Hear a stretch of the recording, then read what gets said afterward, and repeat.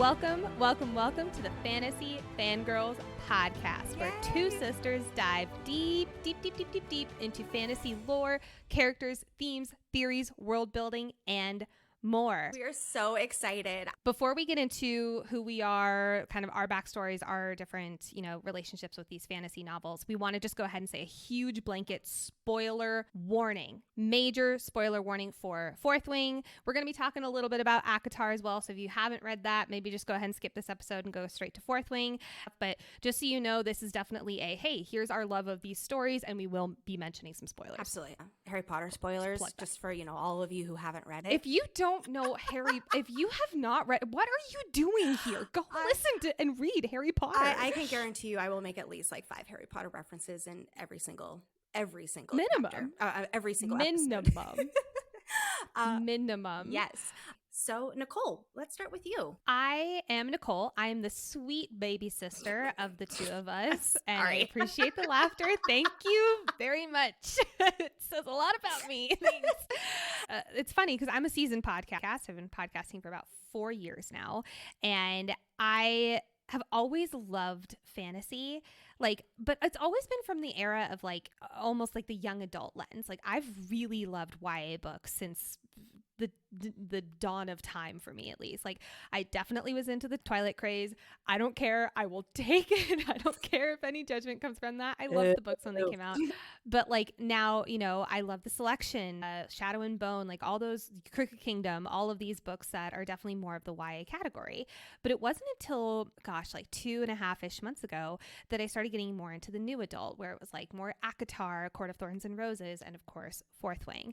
And I kid you not, I'm a very productive person. I literally study productivity for my job. I have never been more unproductive in my entire fucking life because these books have taken over my entire mind. And what do you do when books take over every ounce of your being? You get the people that you love into said books. So I start texting everyone I know, specifically Lexi, and I'm like, you need to read this book. It started with A Court of Thorns and Roses. And she was like, I'm a mom. I don't have fucking time for this. And I was like, I need you to read these books for my sanity as much as yours. Get into it. And her Harry Potter loving heart, which both of us grew up very much loving Harry Potter. I'll let you talk more about that. But that immediately was the catalyst into you getting into these books. So here we are a few months later, now just being so obsessed with them. I wanted to include really quickly some of my favorite tropes in these worlds, in these fantasy stories, because I think tropes are so funny because you buy books for the trope, or at least I do. I buy books sometimes for the tropes. I knew Fourth Wing was going to be an enemies to lovers, and I bought it for that reason because I love that trope. It's one of my favorites. And yet I will never get tired of an enemies to lovers story, specifically if it's a shadow daddy. I'm set. I'm done. I'm right now reading the Throne of Glass series. That's all you need to know for that right there. But when it comes to favorite tropes, definitely enemies to lovers, definitely that banter that comes with it.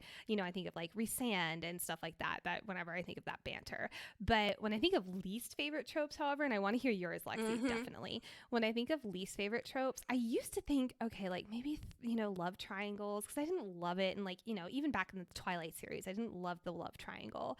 But I also think about friends to lovers. I've never been a friends to lovers person. There is one exception. And if you have not read the Shadow and Bone series, here's your big spoiler.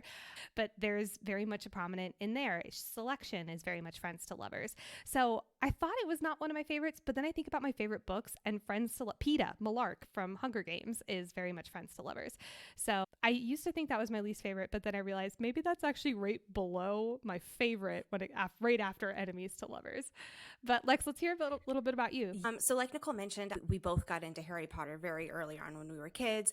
I like to consider myself an OG Harry Potter fan. I got really into it when I was in 3rd grade. The first book had just come out, and there was just no going back. My teacher was reading it to the class. That's how I was introduced to it. And then she was reading it too slow. So I went and got the book myself, and I have been a diehard Harry Potter fan ever since. And which has been 25-ish years. And so God, you're so old. Yeah, you're almost 32, girl. I, on the other hand, was not a fan of Twilight whatsoever. When you mentioned your least favorite tropes, mine is just Twilight. Like that, like anything that includes that's just my least favorite. So over the last, I'd say, like 10 years or so, I've been completely immersed in the Song of Ice and Fire series. Of course, continuing to love the Harry Potter universe, Lord of the Rings, The Witcher. So I am very much more of a fantasy politics person. I eat that stuff up. I love the really hardcore world building. I'm so excited to read Throne of Glass. And so Nicole got me, like she said, she got me into ACOTAR. And then I realized, oh, I like the romantasy part to it too. Not quite to the extent that Nicole does. You'll definitely get like the balance between the two. Romantic. I'm such a hopeless romantic in these books. I am definitely the more, I'll say, practical one between this, the more logical one. I don't mean that as a bad thing. I just mean I was the AP Lit kid, right? And as far as my favorite tropes, I did not realize that one of my favorites was enemies to lovers as well. But I will also go a step further and say perceived enemies to lovers, which is one of the main reasons that I love Mist and Fury so much. And of course, also Fourth Wing here. Now, as far as my least favorites, love triangle, anything that has to do with a difficult childbirth. I watched House of Dragon, the very first episode that I've been waiting for so long to come out. It was the day that it was my daughter's due date. So I'm literally waiting around to go into labor. And that first episode happened. And if you know, you know. And I have barely been able to watch the series since then. Like, it really traumatized me. So I don't like that. I did not like that in Silver Flames, for instance. So now that that's a little bit about us here, let's start talking about the structure of these episodes, because I think that's what really sets this podcast apart. Yes, I agree. Every single episode, we're going to be covering a certain number of chapters of this magnificent text, Fourth Wing. Like we said at the top of the episode, we're going to say it again. Spoilers, spoilers, spoilers for every single episode of Fantasy Fangirls. Everything from the book Fourth Wing, everything from Rebecca Yarnos's brilliant fucking mouth is on the table. We will also be pulling some theories and all of that stuff. So if you love these books as much as we do, you're in the right place. So then we're going to be doing a summary of each of the book sections that we'll be covering, which is typically around 3 to 6 chapters, depending on what goes on in it. And we're going to be calling that, for this Fourth Wing series, Battle Brief. Then we're going to be tapping into our signet powers of key insights, reflections, foreshadowing, and theories. This is when we're going to go really, really deep into this section, talk about what are some things that happen in these and what it means in the grand scope of things for this book and these characters. Yes. And then we're going to be moving on to the archives section, which is where we're going to be deep diving into world building, family backgrounds, histories. This is like, we are going to be the wiki of Fourth Wing here, as well as the other fantasy books that we'll be covering later down the road. For instance, we'll go ahead and just say spoiler for this first episode of Fantasy Fangirls covering Fourth Wing.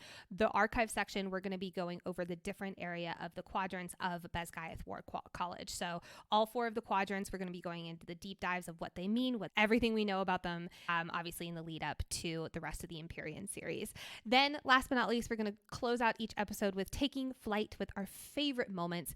It will be very hard just to pick a few, but we will do our darndest to narrow them down.